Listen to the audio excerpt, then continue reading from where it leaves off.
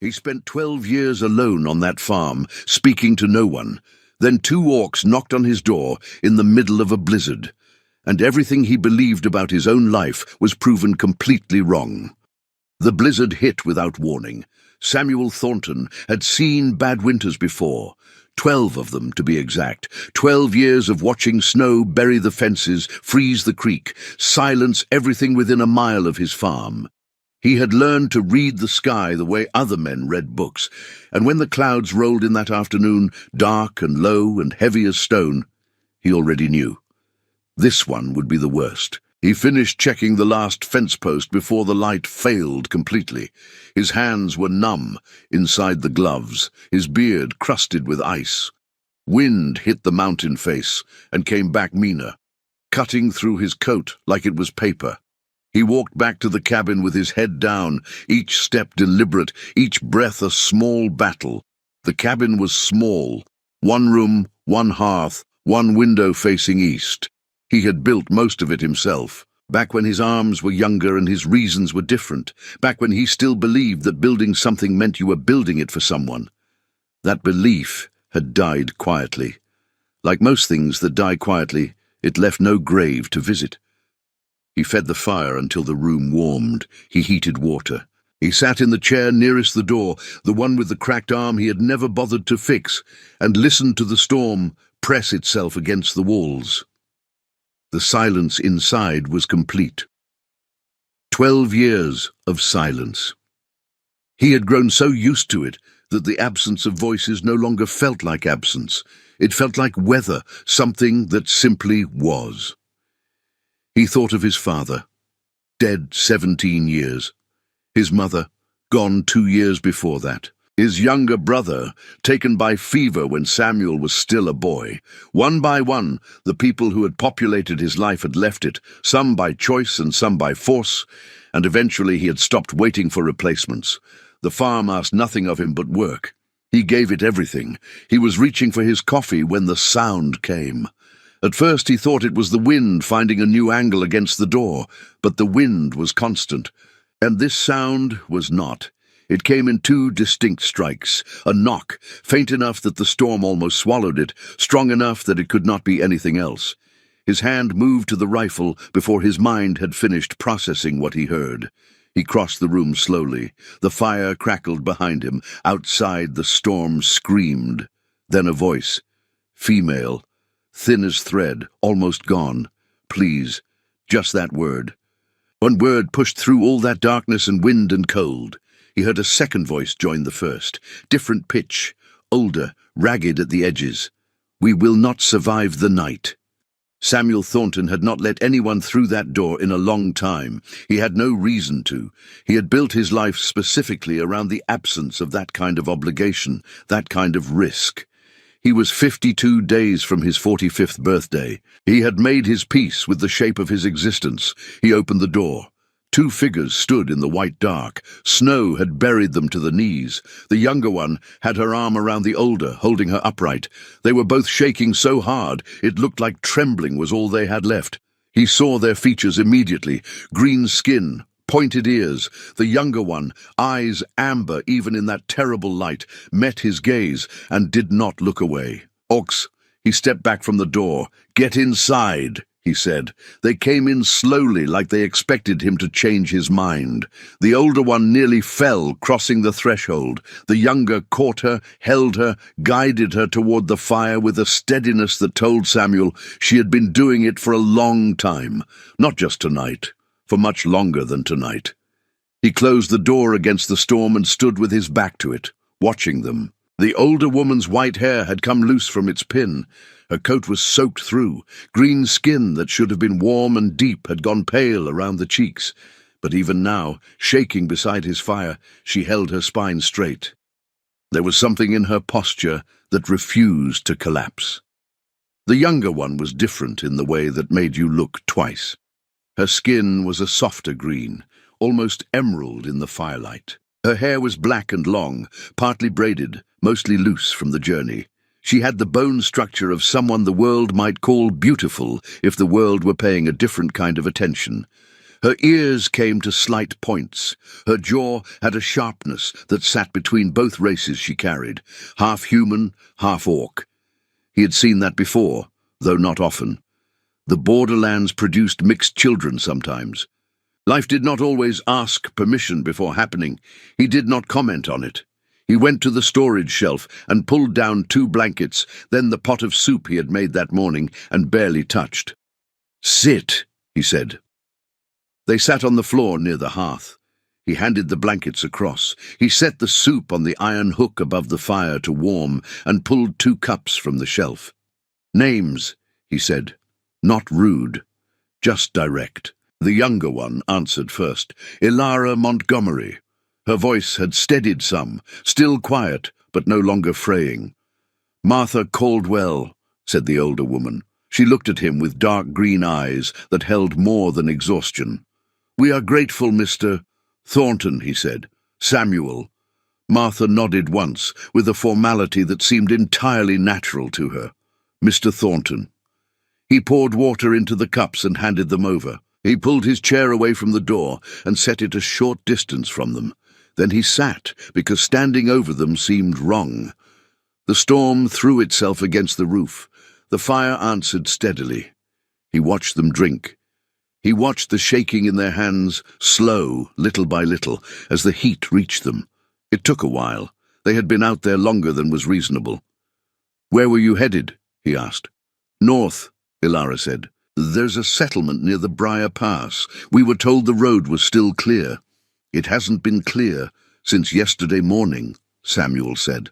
She closed her eyes briefly, like that news confirmed something she had already feared. "We did not know." "You came from Redstone Valley?" Both women looked at him. A small surprise passed between them. "You know it?" Martha asked. "Traded there once. Long time ago." He leaned back.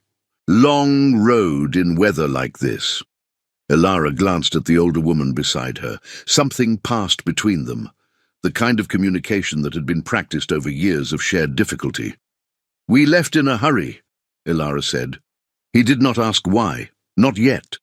People who left in a hurry had reasons that required trust before they could be spoken. Trust required time. He had learned that much, even living alone. The soup warmed. He served it. They ate. Outside, the blizzard announced that it intended to stay. Samuel looked at the narrow bed in the corner of the room. He looked at the chair he was sitting in. He made a decision without ceremony. "Storm won't break tonight," he said. "Maybe not tomorrow. You'll take the bed." Martha began to object. "I'll be near the door," he said, "in case something comes." Neither of them argued further. He moved his chair close to the entrance, lay his rifle across his knees, and listened to the fire and the wind negotiate through the long hours of the night. He had spent many nights in that chair, always alone. Tonight felt different, and he could not entirely explain why. He was up before dawn. That was not unusual. Samuel Thornton had never needed much convincing to rise. The farm had its own schedule, and it did not wait for a man to feel ready. Animals needed feeding, fences needed checking after a storm, ice needed breaking at the water trough before it became too thick to manage. He dressed quietly. The 2 women still slept, the older one on her back, the younger curled on her side facing the wall. He watched them for a moment from across the room, not with any particular feeling, just to make sure, and then went outside. The cold took his breath on contact. The storm had thinned overnight but not finished. Snow fell steadily, the fat, slow kind that accumulated in silence. He could see a few yards in front of him if he squinted. The mountains had disappeared completely. The tree line was a grey suggestion at the edge of vision. He moved through the morning routine by memory. Hay for the horses, water trough broken open with the long-handled hammer. A slow walk around the outer fence, checking posts, checking wire.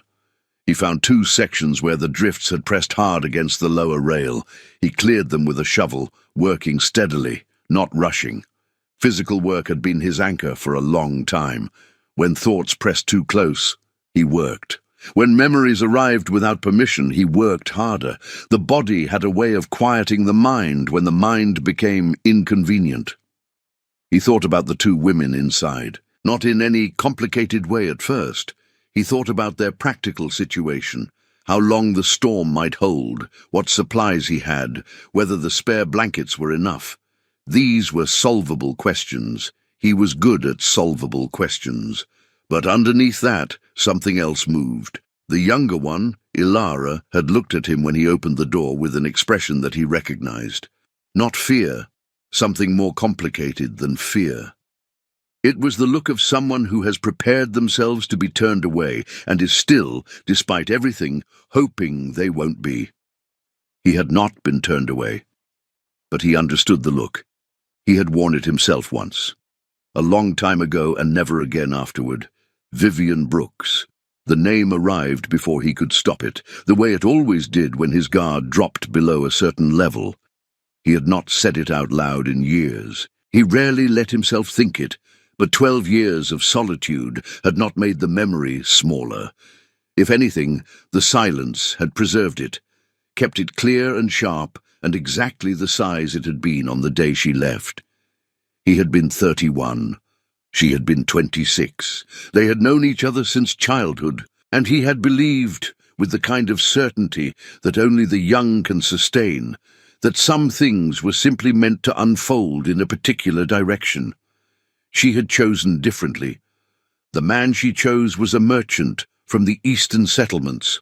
He had money and smoothness and a future that looked more certain than a farmer's land in uncertain times. Samuel had never blamed her. He had told himself that many times over many years, and by now he almost believed it completely. What he could not forgive, and this was something he had never admitted aloud, was not her choice. It was how completely he had stopped trying afterward, as if she had taken with her not just herself, but his capacity for that particular kind of wanting. He drove the shovel into a snowdrift and stood still for a moment. From inside the cabin, a faint smell of smoke and something warm. Coffee, maybe. He pulled the shovel free and kept moving. When he came back through the door, stamping snow from his boots, he found Ilara at the small iron stove. She had found the coffee tin and the pot, and had made it work without being shown. The cabin smelled different, less like a single man's single room, more like somewhere people lived. She turned when she heard him. "I hope that is acceptable," she said carefully. He set the shovel against the wall. "It's fine." Martha sat at the table, her white hair repinned and precise, her posture composed as if she were in a far more dignified location. She watched him hang his coat with the expression of someone gathering information. "You were up early," she said. "Always am. The storm is still heavy." "Yes." A silence settled. Not uncomfortable, just the ordinary quiet of morning when people have not yet decided what to say to each other. Ilara poured the coffee. She placed a cup in front of Martha first, then turned to Samuel with the second. Their eyes met briefly across the small space. "Thank you," he said.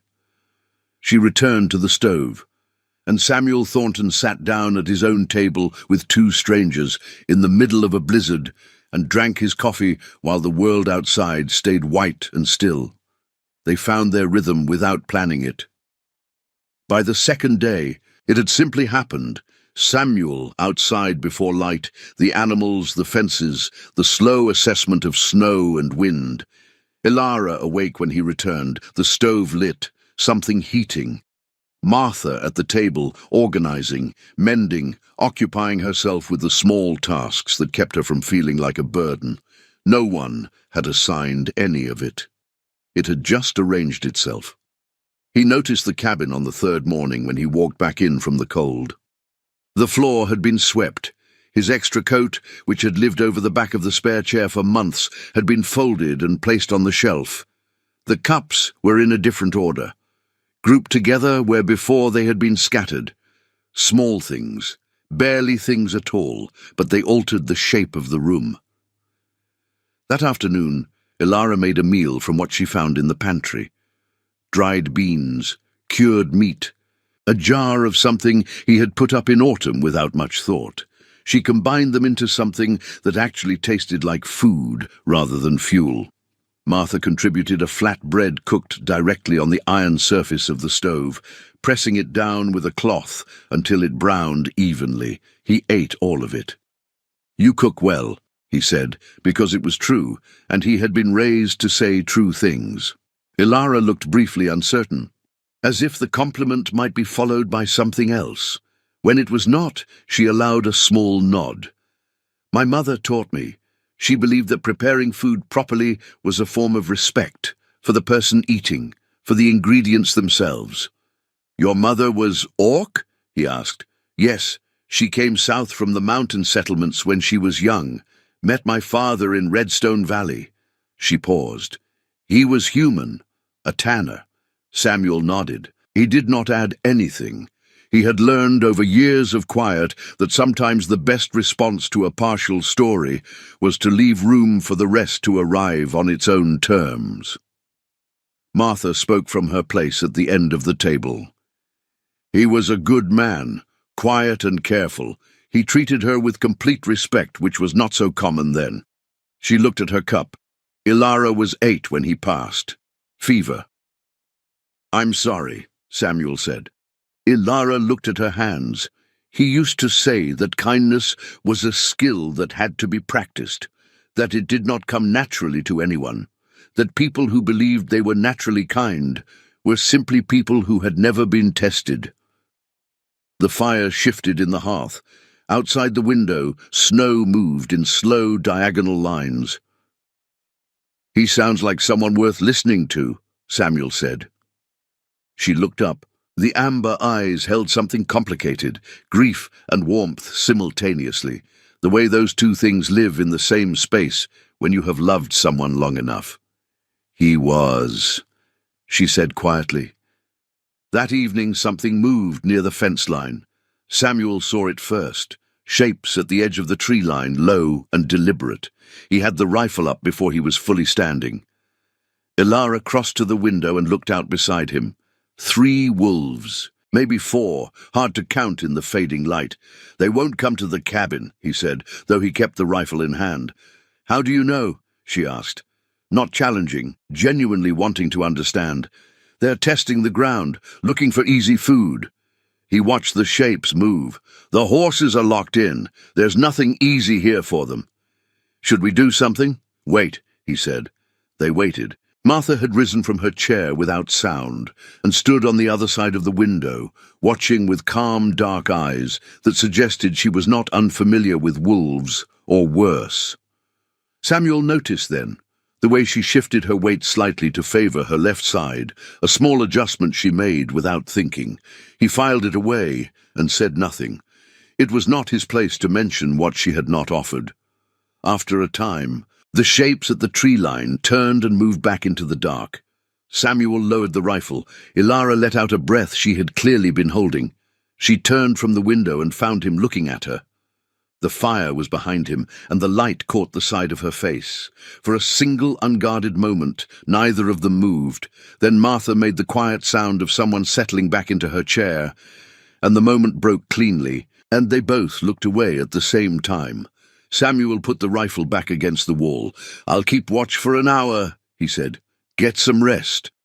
He sat by the door in the dark with the rifle across his knees, listening to the breathing of the fire and the breathing of the 2 women behind him, and did not let himself think too carefully about why keeping watch tonight felt different from every other night he had done it alone. The question came over breakfast, without warning. Martha asked it the way she seemed to do most things, directly, without cruelty, and with no apparent awareness that it might be unwelcome. "Did you never think of building a family, Mr. Thornton?" The room went quiet in a particular way, not the usual quiet of the cabin, which had its own texture by now. A different kind, the kind that forms around a question that has found its mark. Ilara looked up from her cup. Samuel set down his spoon. He thought about deflecting. He was skilled at that.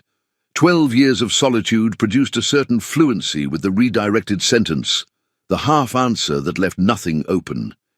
He had used it many times when the occasional traveller or tradesman asked questions that reached too far. But Martha's dark green eyes held something that made the deflection feel dishonest. She was not asking to pry. She was asking because she had lived enough life to know when a man's silence was load-bearing. "No," he said. And then, because it was true and truer than the short answer, "I've never had a wife." The words sat there. Ilara did not look away.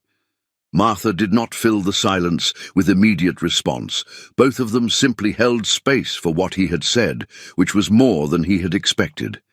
He turned his spoon over in his hand. "There was someone," he said before he had decided to say it.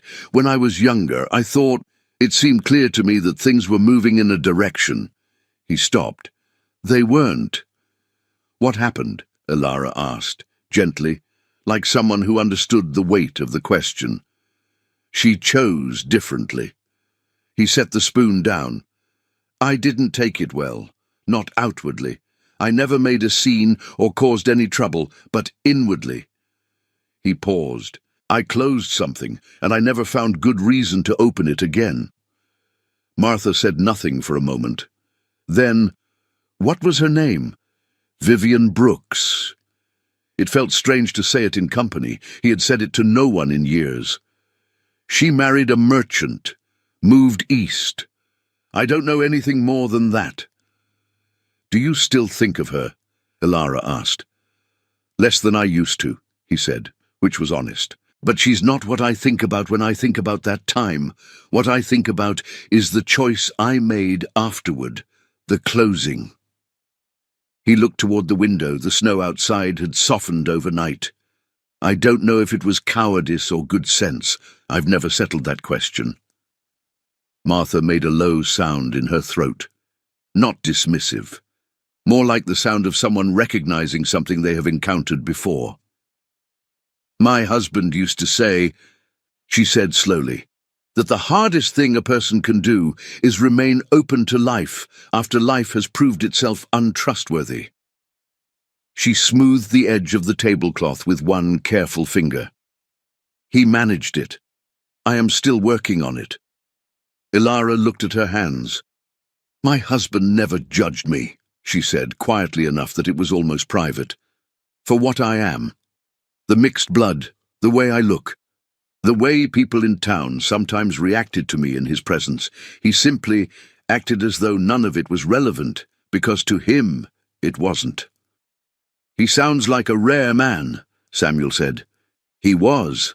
Her voice had gone soft and unguarded. "He died 3 years ago. A horse kicked him during a shoeing. It was fast. He did not suffer long."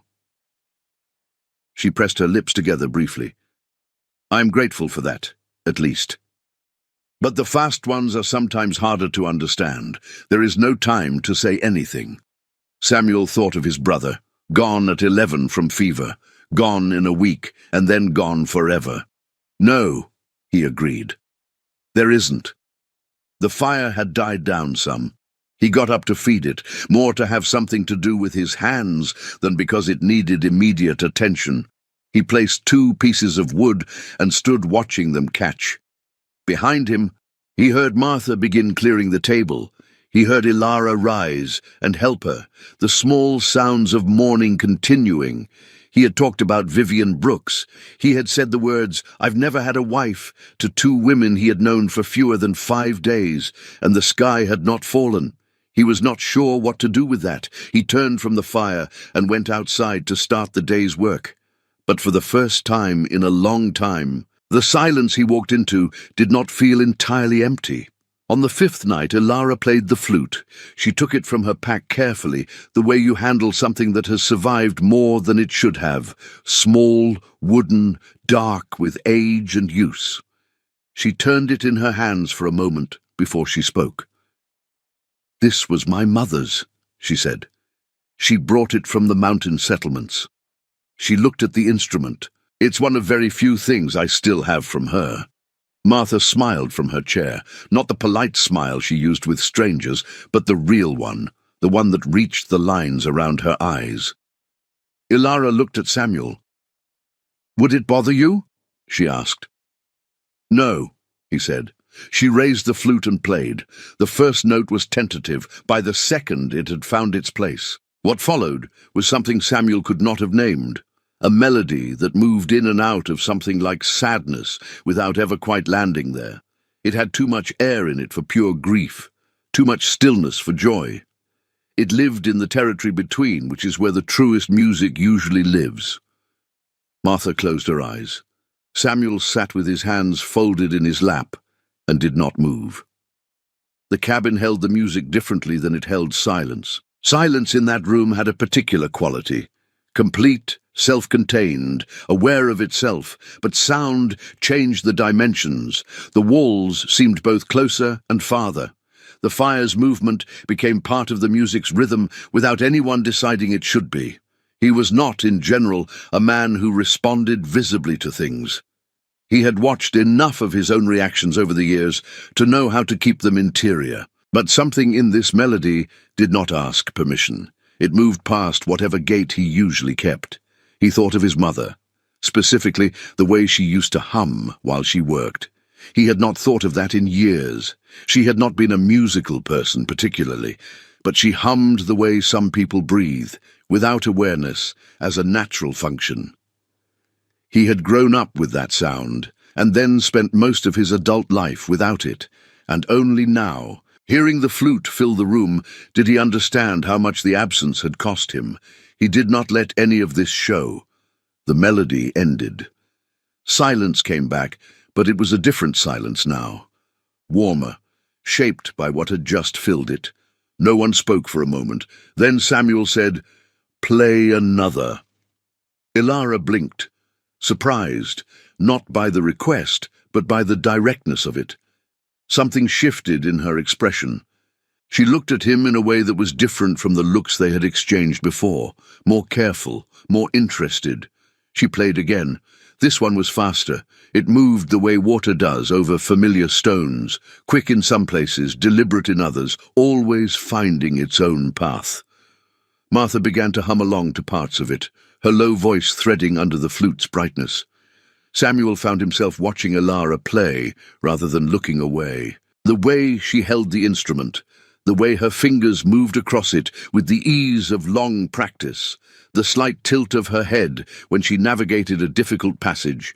She was somewhere else while she played, not absent but present in a different way than she was during conversation or work, more essential, more herself. Afterward, when the second melody had dissolved into the warm air, Martha announced she was tired and moved toward the bed with the careful dignity she brought to all her movements, which left the two of them. The fire had settled to a steady, even burn. The storm outside had reduced itself to wind. The snow had stopped at some point during the music without anyone noticing.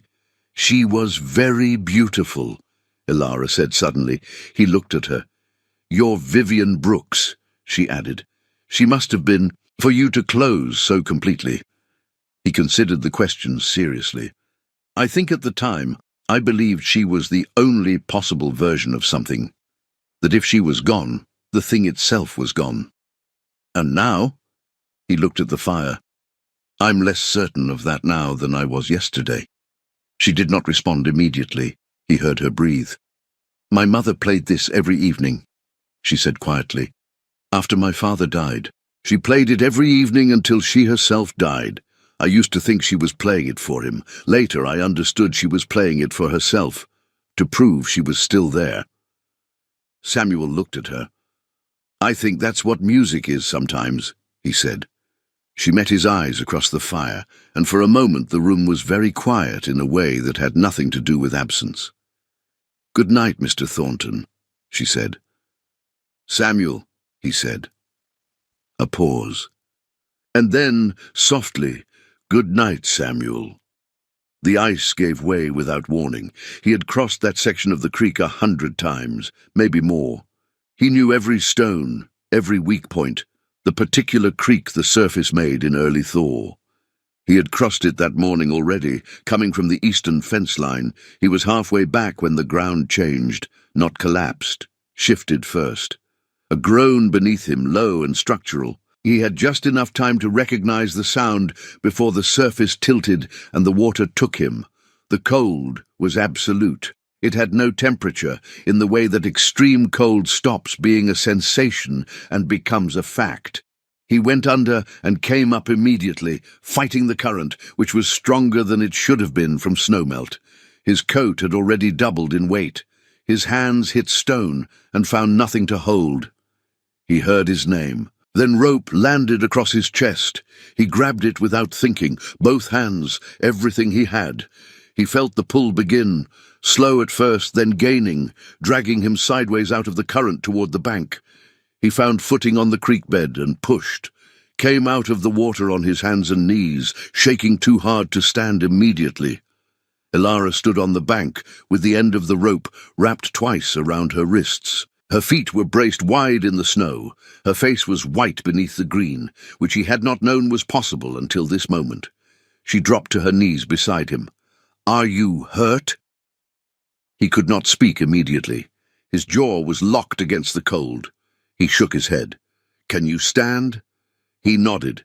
She put her arm under his and helped him up. She was stronger than her frame suggested, the kind of strength that comes from years of physical work and necessity rather than size. She bore most of his weight without comment and started moving them toward the cabin. He became aware slowly of other details, that she was not wearing her coat. She had dropped it when she ran for the rope, he guessed, that her breath was coming fast and visible in the air, that her hands, still gripping his arm, were trembling. Not from cold, from what had almost happened. Martha had the door open before they reached it. She moved with a speed that her usual composure did not suggest she possessed. She had blankets ready, the fire already stoked, water onto heat. He sat in the chair by the hearth and let them work around him.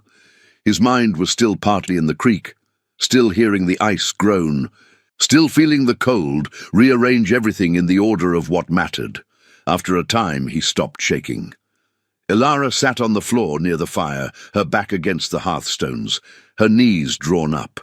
She was staring at the floor. Her hands, resting on her knees, were still not entirely steady. Martha brought 2 cups and handed one to each of them, then withdrew to the far side of the room with the quiet of someone who understood that her presence was needed less than her absence. He looked at Elara. She looked back. "You ran," he said. "I heard the ice," she said. "You could have gone in with me.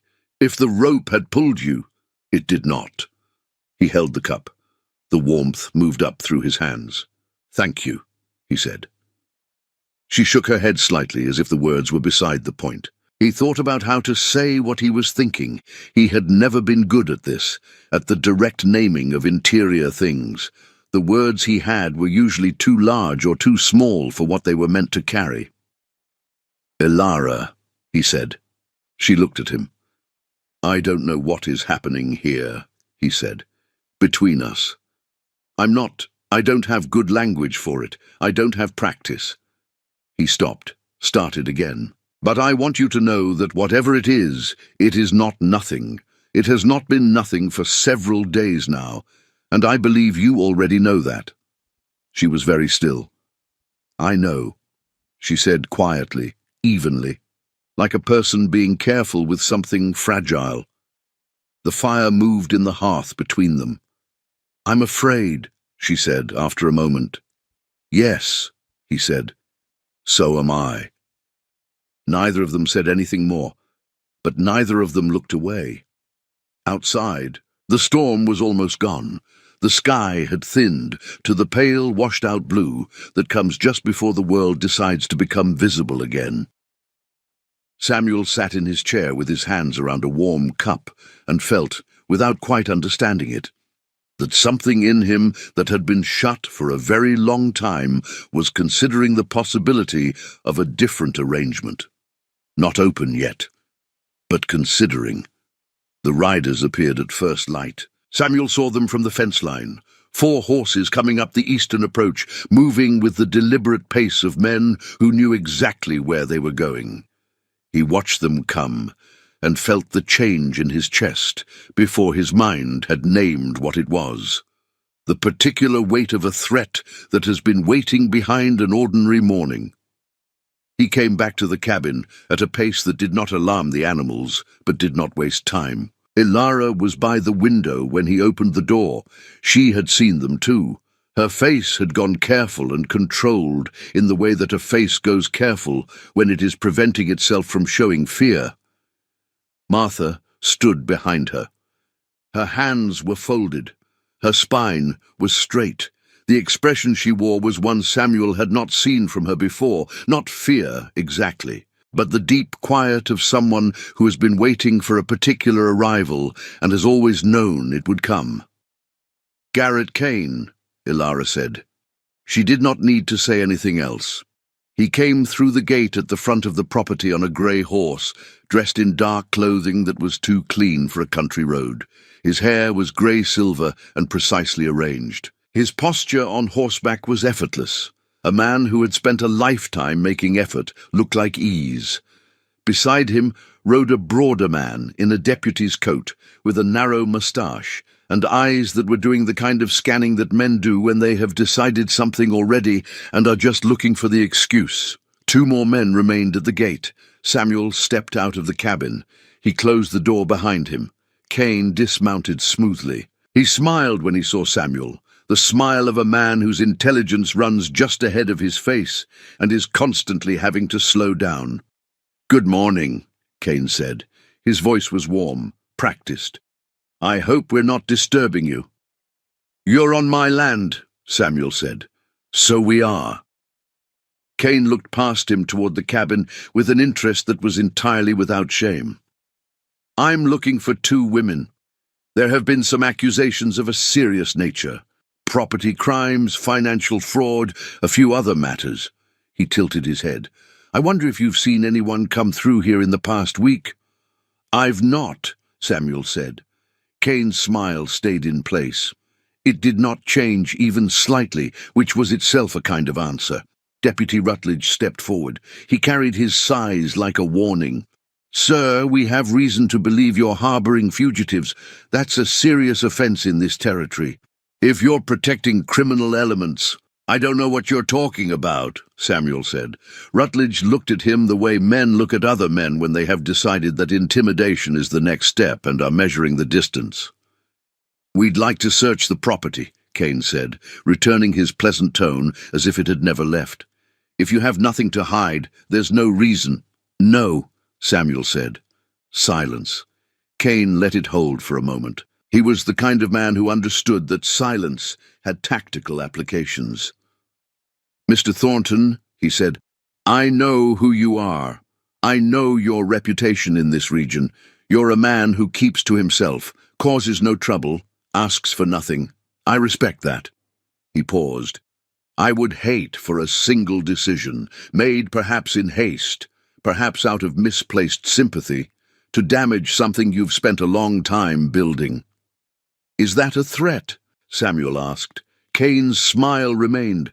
"It's concern, from one neighbor to another." Samuel looked at him for a long moment.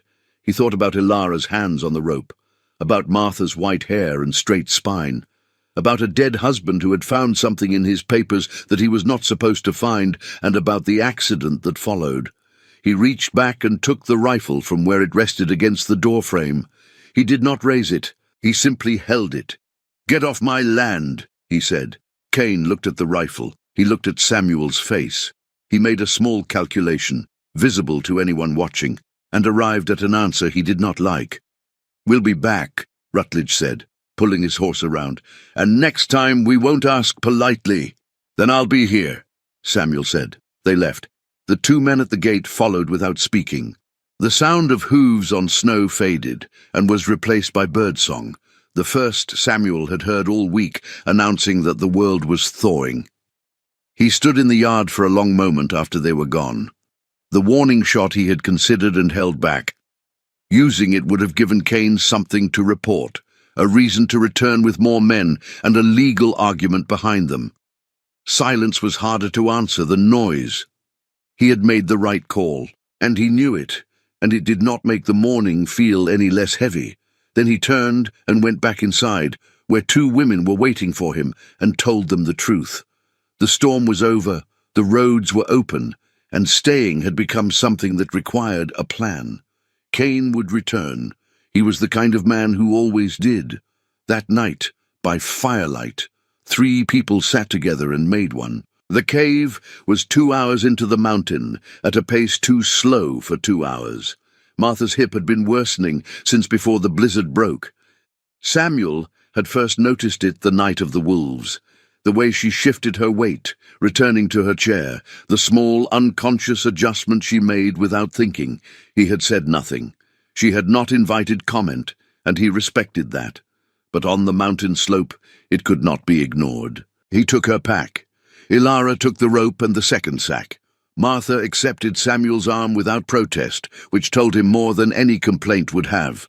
They climbed through spruce and bare rock and the remnants of the storm, snow still deep in the shaded places, the ground uncertain beneath it. He knew this route, had walked it many times alone, in better conditions, with no one to account for but himself. That version of the journey had always been straightforward. This version was different, not worse, different. He was aware of each of them in a way that had no precedent in his experience. The sound of Ilara's breathing behind him, the weight of Martha's hand on his arm. He adjusted his pace constantly, not out of impatience but out of attention. They reached the cave before midday. It was exactly what he had described. Deep enough to cut the wind, dry enough to build a fire, stocked with blankets in oilcloth, preserved food, and a second rifle he had left there after a season of hard hunting. He built the fire near the entrance where the smoke could find its way out, and the 3 of them settled into the close warmth. Martha slept. Ilara sat near the mouth of the cave and looked out at the mountain. Samuel sat beside her, close enough that their shoulders were almost touching. Neither moved away. "Do you think they'll find us?" she asked. "Eventually," he said honestly. "Cain is patient. He won't stop." "Martha has the documents," she said. "Everything her husband found. She's been carrying them since the day we left Redstone Valley." A pause. "She never told me exactly what was in them. She said she didn't want me to be frightened." "They frighten her," Samuel said, "but she carries them anyway." He looked at the old woman asleep on the blankets.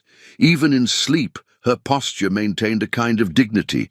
He thought about the kind of courage it takes to keep walking when the ground is being removed beneath your feet by someone you cannot prove is doing it. He did not hear the riders until they were close. Sound travels strangely in mountain terrain. The horses were on the upper approach before the echo reached them. He moved to the cave mouth, rifle up, 5 men.